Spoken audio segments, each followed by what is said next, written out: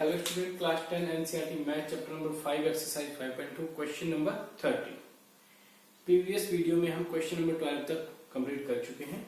तो देखते हैं इस क्वेश्चन में क्या है। 30 number, how many 3 digit numbers are divisible by 7। देखो हमसे पूछा गया है कि कितने 3 डिजिट नंबर ऐसे होंगे जो कि 7 से कंप्लीटली डिवाइड हो जाएंगे, डिविजिबल है बाई 7। तो डिविजिबल बाई 7 होने का मतलब ये है कि जब हम 7 से डिवाइड करेंगे तो रिमाइंडर हमारे पास 0 बचेगा। तो सबसे पहले हमें देखना होगा 3 डिजिट नंबर कहां से शुरू होते हैं। 3 डिजिट नंबर शुरू होते हैं हमारे पास 100 से, और कहां तक होते हैं हमारे पास होते हैं 3 डिजिट नंबर 999 तक। अब यहां पर हमें यह भी नोट करना होगा कि सबसे फर्स्ट ऐसा 3 डिजिट नंबर कौन सा है जो 7 से कंप्लीटली डिवाइड हो जाएगा। तो ये दोनों चीजें कि फर्स्ट नंबर कौन सा होगा और लास्ट नंबर कौन सा होगा, ये फाइंड आउट करने के लिए मैं आपको यहाँ पे सिंपल तरीका बता रहा हूँ। देखो सबसे पहले हमारे पास जो फर्स्ट 3 डिजिट नंबर है वो है यहाँ पे 100। इस 100 को हम 7 से डिवाइड करेंगे। 7 से अगर डिवाइड करें तो हम देखेंगे 7 से ये 1 से डिवाइड होने के बाद में 3, और यहाँ पे फिर आप देखोगे 4 से डिवाइड होने के बाद 28 हमारे पास आएगा। तो इस केस में हमारे पास 2 बच रहा है।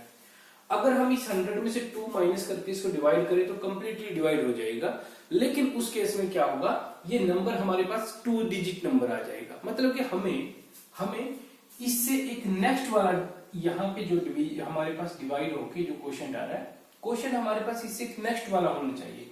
यानी कि यहाँ पे हम 4 की बजाय 5 से अगर करें तो हमारे पास यहाँ पर आता है 35।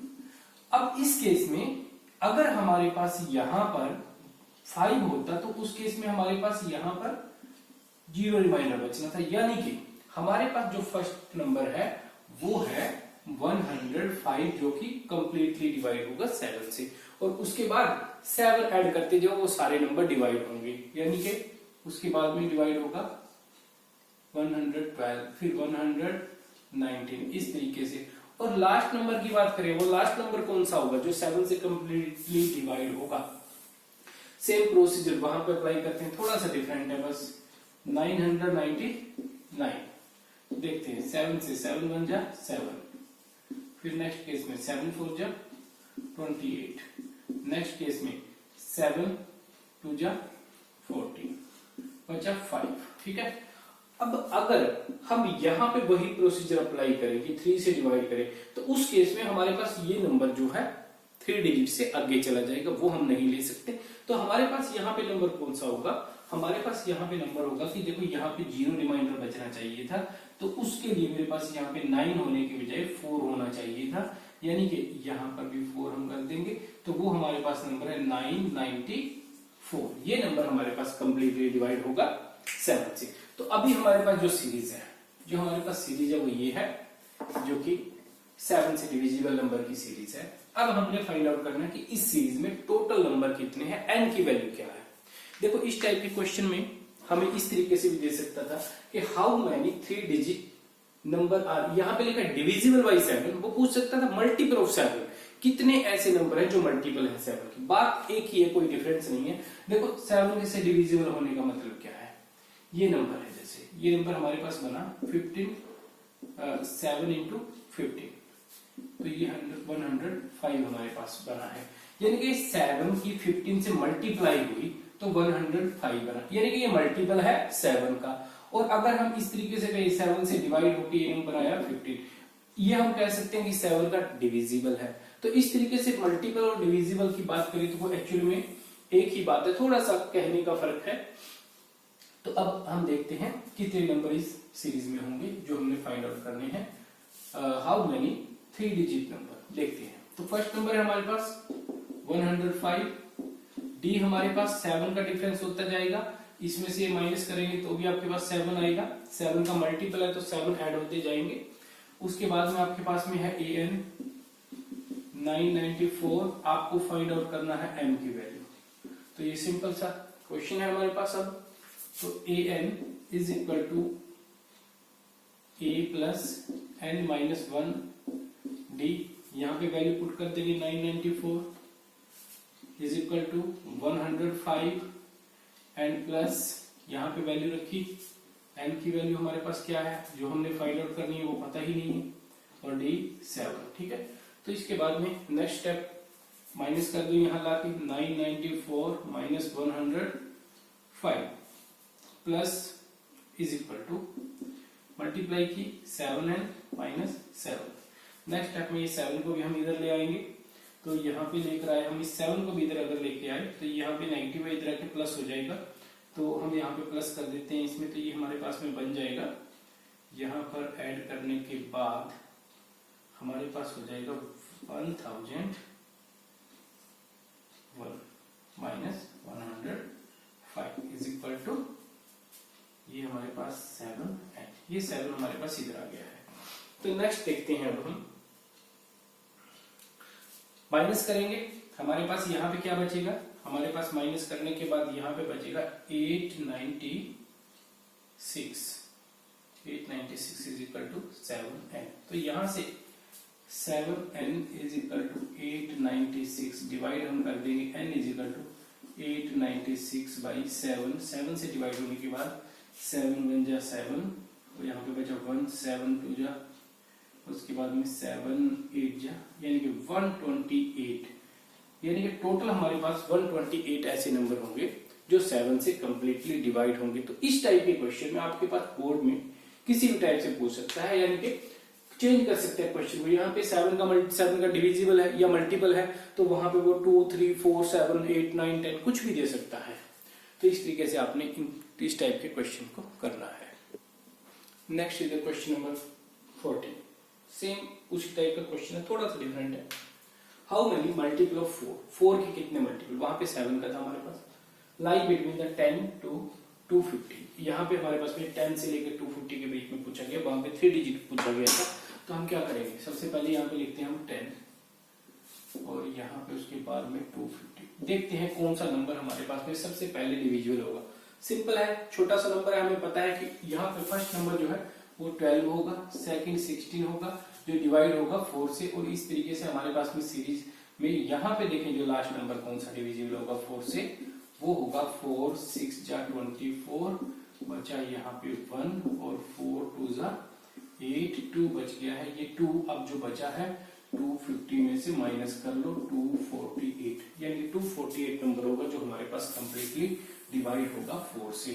तो 248 आपके पास कंप्लीटली डिविजिबल नंबर है। तो इस तरीके से आपके पास में ये सीरीज आ गई है। तो इसके बाद में आपने सिंपली वही प्रोसीजर करना है। a is equal to 12, d is equal to 4 actually ये 4 गिवन है उसके बेस पे लिखा है, या आप 16 माइनस 12 ऐसे भी लिख सकते हो, तो भी 4 ही आने वाला है। फिर an इज इक्वल टू 248 और n की वैल्यू आपको फाइंड आउट करनी है, वही same formula an is equal to a plus n minus 1d। an आपको गिवन है 248, a गिवन है 12, n फाइंड आउट करना है, d is equal to 4, value put करेंगे आपके पास में आंसर आ जाएगा। आपने खुद करना है, डू योरसेल्फ, खुद करोगे इस क्वेश्चन को आप। Next is question number 15। For what value of n की किस वैल्यू के लिए are the nth term of AP, दो AP गिवन है 63 65 67, अनदर इज 3 10 17, उनकी nth टर्म इक्वल होंगी, ये हमने फाइंड आउट करना है। ठीक है, तो सबसे पहले देखिए हमारे पास 2 APs है, तो दोनों को डिस्टिंग्विश हमने करना होगा किसी तरीके से। तो उसके लिए हम क्या करते हैं, एक AP को तो हम ले लेते हैं कैपिटल में और एक को लेते हैं स्मॉल में। ठीक है, तो हमारे पास जो फर्स्ट AP में है 67 63 65 67, इस तरीके से AP है। और अनदर AP जो है हमारे पास वो है हमारे पास 3 10 17 एंड सो। तो सबसे पहले हमने इस AP के रिप्रेजेंटेशन A1 A2 A3, ठीक है, तो कहीं ना कहीं पे यहीं पे AN भी आएगी टर्म कहीं ना कहीं पे, और इस AP में A1 A2 A3 और कहीं ना कहीं पे यहाँ पे होगी AN टर्म AN। ठीक है, AN तो सेम ही रहेगी इस तरीके से। तो उसने हमें क्या कहा है, उसने हमें ये कहा कि n की वो वैल्यू फाइंड आउट करो जिसके लिए आपके पास में AN is equal to AN cap दूसरी AP की nth टर्म के इक्वल होगा। तो देखते हैं, सबसे पहले हमें D फाइंड आउट करना होगा। तो यहां से हमारे पास a is equal to 63, d is equal to 65 minus 63 is equal to 2, और an हमारे पास यहाँ पे है नहीं तो हमने फाइंड आउट करनी होगी वो किसी तरीके से। और यहाँ पर हमारे पास क्या है, a is equal to 3, d is equal to 10 minus, अब यहाँ पे d हम कैपिटल लेंगे क्योंकि हमने डिस्टिंग्विश रखना है दोनों को, 10 माइनस 3 इज इक्वल टू 7। और हमें ये भी कहा गया है कि an is equal to an, capital A। तो उसके लिए हमने क्या किया, हमने ये लिखा a plus n minus 1 d an is equal to capital A and is equal to a plus n minus 1 और d इस तरीके से, ठीक है। ये n हमने कैपिटल इसलिए नहीं लिखा क्योंकि उसने कहा है n की किस वैल्यू के लिए दोनों AP की nth टर्म इक्वल होंगी, तो वो n दोनों में इक्वल है, इसीलिए हमने यहाँ पे n को एक ही रखा है, स्मॉल n की फॉर्म में रखा है। तो देखते हैं यहाँ पे वैल्यू पुट करेंगे। सबसे पहले यहाँ पे हमने वैल्यू पुट की 63 प्लस n माइनस 1 और d की वैल्यू है 2 इज इक्वल टू, ये वैल्यू आपके पास आनी चाहिए 3 प्लस n माइनस 1 इंटू 7 के इक्वल। तो यहाँ से अब हम इस इक्वेशन को जो भी हमारे पास में बना, जो भी रिलेशन, उसको सिंप्लीफाई करते हैं। 63 plus 2n minus 2 is equal to 3 plus 7n minus 7। अब हम यहाँ से क्या करेंगे, सारे के सारी वेरिएबल n वाली टर्म एक तरफ ले जाएंगे और कांस्टेंट टर्म को एक तरफ रख लेंगे।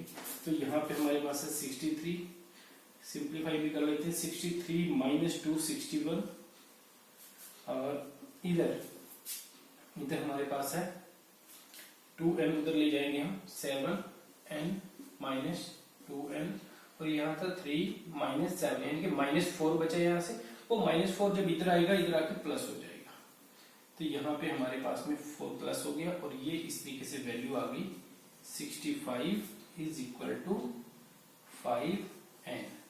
तो यहां से हम सिंप्लीफाई करेंगे तो n is equal to 65 by 5, यानी कि n इज इक्वल टू 13, यानी कि 13th an के लिए, an यानी कि n की वैल्यू 13 के लिए आपके पास में दोनों AP की nth टर्म इक्वल होंगी।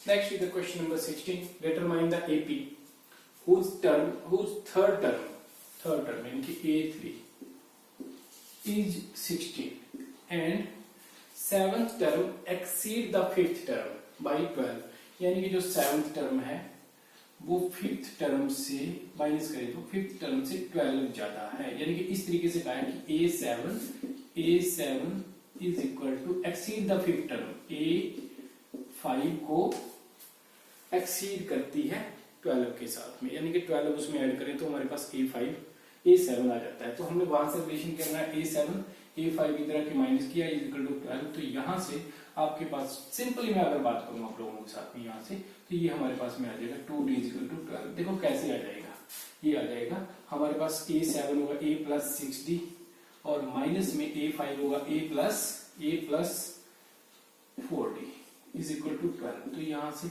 जब हम माइनस करेंगे तो ब्रैकेट ओपन हो जाएगी, और उस केस में आपके पास में ये बचेगा A से A कैंसिल होने के बाद 6d minus 4d is equal to 2d 12।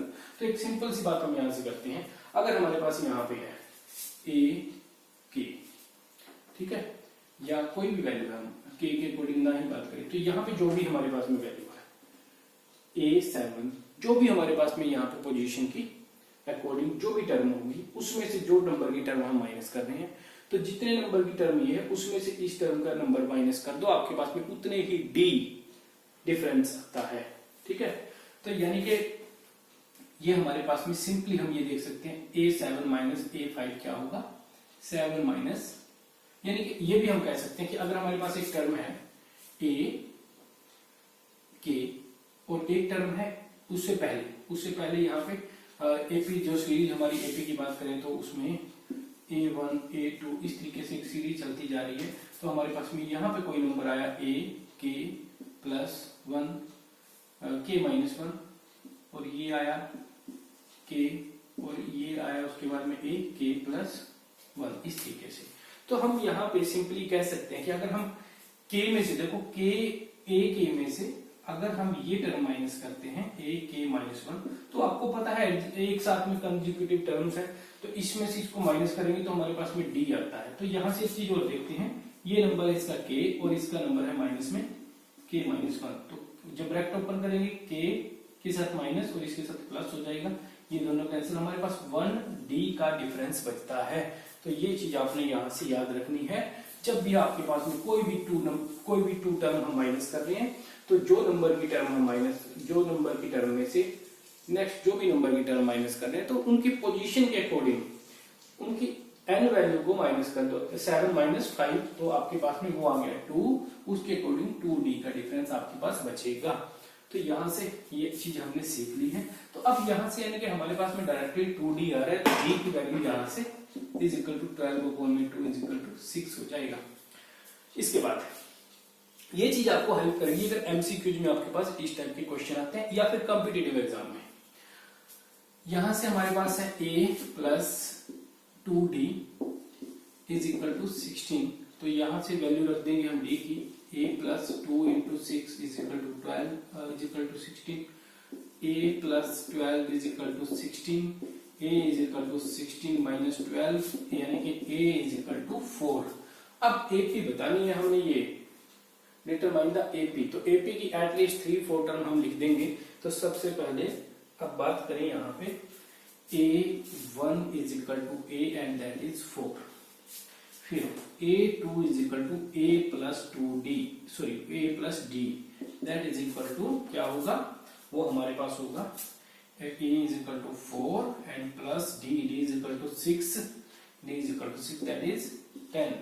फिर उसके बाद में A3 आपके पास ऑलरेडी गिवन थी वैल्यू पहले ही 16 and A4 is equal to, आप क्या कर सकते हो दो तरीकों से, या तो A3 में D ऐड कर दो या फिर फॉर्मूला A प्लस 3D इस अकॉर्डिंग। तो ये हो गया आपके पास 4 प्लस 3 इंटू में 6, 3 इंटू 6 18 एंड प्लस 22। तो आपके पास में AP क्या आ गई है, तो आपके पास AP यहां से आ जाती है 4 10 16 4 10 16 22, इस तरीके से आपके पास में AP आ जाएगी जहां तक के भी नंबर इसमें लिखे होंगे, क्योंकि हमें ना तो फाइनाइट का है ना इनफाइनाइट, तो हम इसको इस तरीके से आगे डॉट लगा के छोड़ देंगे। So next is the question number 17. Find the 20th term from the last term of the AP. 3 8 13 13 2 57, ये आपके पास में AP गिवन है। इस AP की लास्ट टर्म से आपने फिर 20th टर्म फाइंड आउट करनी। तो देखो सबसे पहले हम क्या करेंगे, इस AP को जो गिवन AP है, AP हमारे पास गिवन है, AP है 3 8 13 एंड इसी तरीके से आपके पास कहीं पर है 253, ये लास्ट टर्म है। इस तरीके से AP गिवन है, फर्स्ट टर्म लास्ट टर्म, बीच में कॉमन डिफरेंस आएगा 8 - 3, वो चलते रहेंगे। तो उसके अकॉर्डिंग हमारे पास AP है। हमने सबसे पहले क्या करना है, हमने इस AP को, क्योंकि लास्ट टर्म से फाइंड आउट करनी है, तो हम बेटर होगा कि इसको रिवर्स ऑर्डर में लिख लें। तो हम लिखेंगे रिवर्स ऑर्डर ऑफ AP क्या होगा, सबसे फर्स्ट टर्म हो जाएगी 253, उसके बाद में एक डिफरेंस आएगा, ठीक है, वो अभी नोट कर लेते हैं। और उसके बाद यहाँ पे इस तरीके से चलते हुए ये टर्म आ जाएंगी 8 एंड 3। तो आप एक चीज देख सकते हो यहाँ से, जब हमारे पास में ये रिवर्स ऑर्डर में हो जाएगी इस तरीके से AP रिवर्स ऑर्डर में, तो हमारे पास डिफरेंस क्या होता है, डिफरेंस कॉमन डिफरेंस हमारे पास किसी भी AP के लिए होता है। कोई भी हम उसकी टू टर्म, कहीं से भी टू टर्म उठाएं और उनमें से लास्ट वाली टर्म में से फर्स्ट वाली टर्म को माइनस कर दें, तो हम देखेंगे 8 - 13 इज इक्वल टू आपके पास आ जाएगा -5। तो -5 आपके पास में कॉमन डिफरेंस है। तो यहां से हम बात करें तो A is equal to 253 and D is equal to -5। और इसके बाद हमने क्या करना है, इसके बाद हमने simply 20th term find out करनी है। 20th टर्म देखो यहाँ पे फर्स्ट, फिर सेकंड, फिर थर्ड, तो आपके पास वो कौन सी टर्म होगी, 20th टर्म हो जाएगी।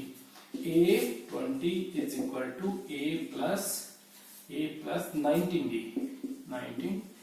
विच is equal to A is equal to 253 plus 19 into -5, तो ये हो जाएगा 253 माइनस 95, और 95 आप माइनस कर दो इसमें से, तो आपके पास में जो वैल्यू बचेगी वो बचेगी 158 is your 20th term from the last term. तो आप लिख भी सकते हो 20th term from the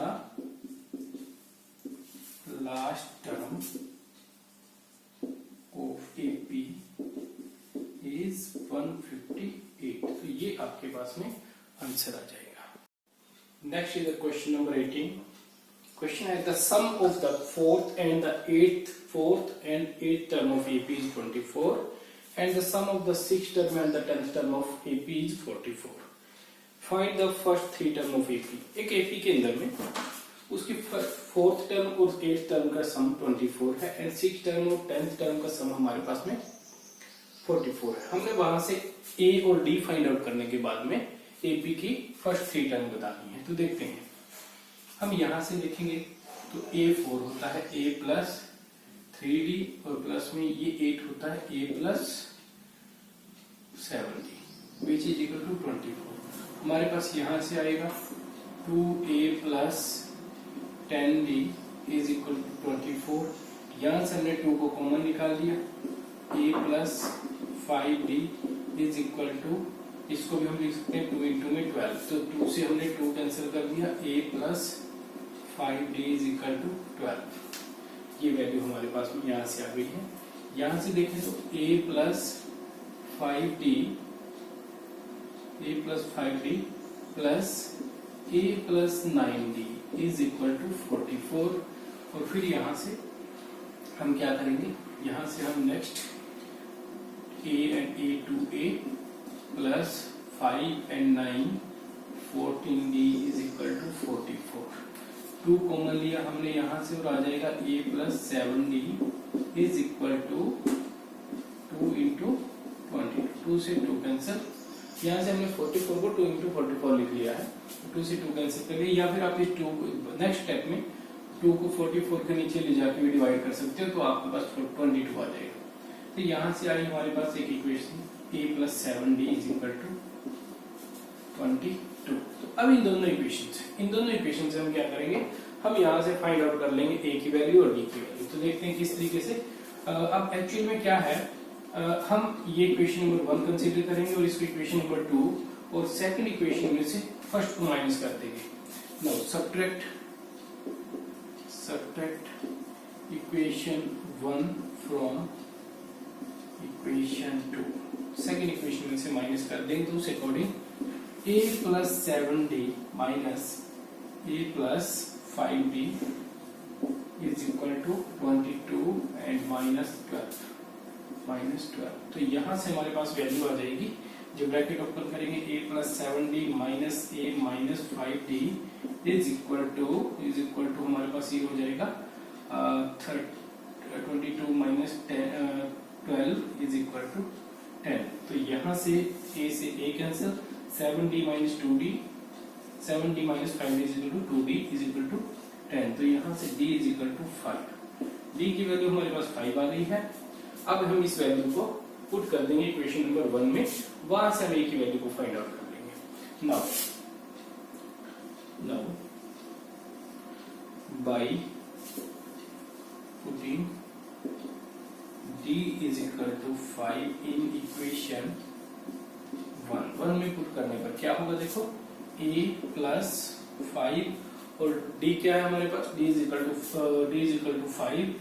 into 5 हो गया इज इक्वल टू 12। तो वहां से A is equal to 5 into 5 25, उधर जाके माइनस हो जाएगा 12 माइनस 25। तो ये वैल्यू हमारे पास आ जाएगी A is equal to minus 13। तो A की वैल्यू है माइनस 13 और हमारे पास जो है D दैट इज 5। तो इनके बेसिस पे हमने अब AP की फर्स्ट थ्री टर्म निकालनी है। तो देखते हैं क्या होंगी हमारे पास first three term of AP। तो सबसे पहले फर्स्ट टर्म होगी हमारे पास A1 is equal to minus 13, फिर A2 is equal to A plus D यानी कि minus 13 and plus 5 that is equal to -8। उसके बाद A3 is equal to A plus 2D which is equal to -13 plus 2 into 5 10 which is equal to -3, यानी कि AP जो हमारे पास है फर्स्ट थ्री टर्म के अकॉर्डिंग है -13 -8 एंड -3 एंड सो ऑन। इस तरीके से हमारे पास वो AP आ जाएगी। Question number 18, this is question number 19। Question number 19. Shubha Rao start work in 1995 at an annual salary of rupees 5,000 and received an increment of 200 each year. हर साल उसको 200 रुपए का इंक्रीमेंट मिलता है। शुरू में उसकी सैलरी जो है 5,000 रुपीज है।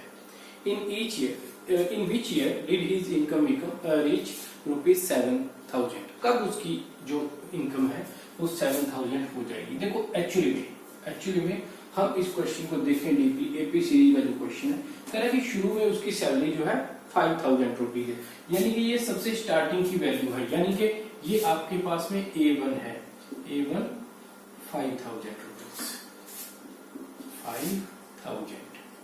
फिर कह रहे हैं आपको and receive an increment of rupees 200, जो इंक्रीमेंट पर ईयर हो रहा है, यानी कि एक टाइम पीरियड के बाद में, यानी कि ये आपके पास में डी है 200 रुपीज। फिर कह रहे हैं कि in which year his income reach the 7,000, तो ये आपके पास में AN एक वैल्यू है कि जब उसकी इनकम हो गई आपके पास 7,000, तो आपको पूछा है किस साल में होगी, यानी कि आपने ये N की वैल्यू निकाली है, नंबर ऑफ टर्म ये कौन सी है, तो आपने यहां से N की वैल्यू फाइंड आउट करनी होगी, वही आपके पास में नंबर ऑफ ईयर होगा। तो देखते हैं, हमारे पास फॉर्मूला होता है AN is equal to A plus N minus 1 and D। तो वैल्यू हम यहाँ पे पुट करेंगे 7,000,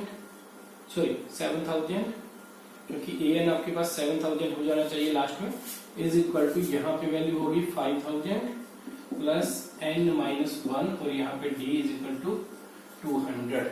ये वैल्यू इधर आके माइनस हो जाएगी, 7,000 माइनस 5,000 इज इक्वल टू यहाँ पे ये बचा N माइनस 1 एंड 200, मल्टीप्लाई नहीं करेंगे हम, एज इट इज रखेंगे। तो यहां से हमें मिला माइनस होने के बाद 2,000 is equal to N minus 1 into में 200। अब ये 200 देखो इधर मल्टीप्लाई में है इसके साथ में, इधर आएगा तो डिवाइड हो जाएगा, हम इसको वैल्यू को ले आते हैं इधर आके ये वैल्यू कर देगी डिवाइड, और ये क्योंकि एक ही वैल्यू हम बिना ब्रैकेट के इसको रख सकते हैं, तो हमारे पास हो गया N minus 1 is equal to 2,000 divide by 200। और यहां से हमारे पास क्या वैल्यू आ जाएगी, हमारे पास आ जाएगी 10 is equal to N minus 1।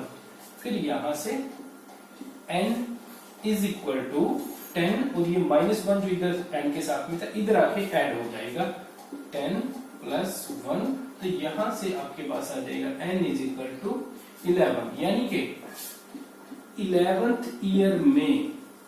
11th year आपकी उसकी इनकम जो है वो 7,000 रुपीज पर पहुंच जाएगी। Next, this is the last question of exercise, question number 20। Ramkali saved rupees 5 in first week of a year and then increased her weekly saving को increase करती है बाई रुपीज 1.75। कह रहे हैं कि किसी ईयर के फर्स्ट वीक में वो 5 रुपीज सेव करती है, यानी कि फर्स्ट वीक में उसने सेव किए रुपीज 5, A1 हम इसको कह सकते हैं 5, और फिर उसने कहा कि नेक्स्ट वीक वो उसमें सेविंग में और ऐड कर लेती है, वो सेविंग को इंक्रीज कर देती है, अगली बार वो जो सेव करेगी वो करेगी 5 प्लस 1.75, ठीक है। और इसी तरीके से वीकली वो इंक्रीज करती जा रही है अपनी सेविंग में 1.75, तो ये नेक्स्ट हो जाएगा इस तरीके से 5 प्लस 1.75 प्लस 1.75। देखो अब यहाँ से एक चीज देखते हैं हम, ये पहले 5 था फिर उसमें एक वैल्यू ऐड हुई हमारे पास में 1.75, फिर अगली बार ये जो वैल्यू थी इस पूरी वैल्यू में फिर 1.75 इंक्रीज हुआ, यानी कि इस तरीके से एपी सीरीज बन रही है ये यहाँ पर। और फिर आगे कह रहे हैं in the nth week of weekly saving, if in the nth week her weekly saving become ₹20, किसी वीक में जाके AM में वो उसकी सेविंग 20.75 रुपीज बनती है। तो हमने M की वैल्यू यहाँ से फाइंड आउट करनी है, ठीक है। तो यहाँ से हम कहेंगे जो वीकली इंक्रीमेंट है सेविंग में D, वो हमारे पास क्या है 1.75, ये हमारे पास में यानी कि D हो जाएगा। ये हमारे पास में सैलरी होगी फर्स्ट वीक में जो सेविंग उसने की, ये हमारे पास में A है। हमें बेसिकली यहाँ से 3 थिंग्स की नीड है, A, AN एंड D। तो इनके बेस पे अब हमने निकालना है M की वैल्यू।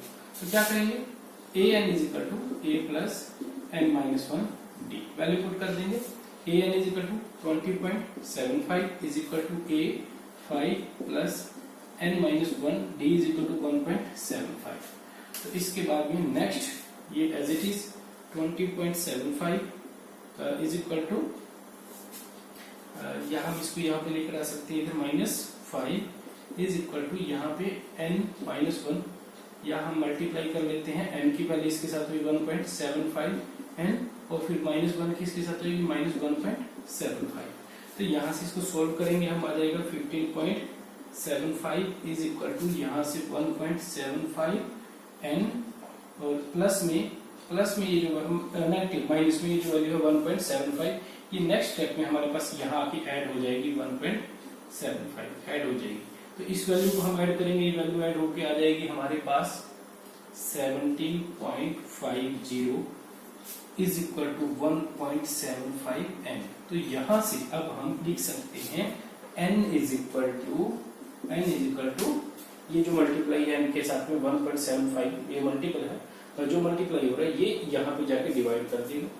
17.50 को 1.75 डिवाइड करेगा, तो यहाँ से हम इसको सोल्व करेंगे तो N इज इक्वल टू 10, यानी कि 10th वीक में जाकर उसकी जो सैलरी है वो उसकी सैलरी ये ₹20.75 हो जाएगी।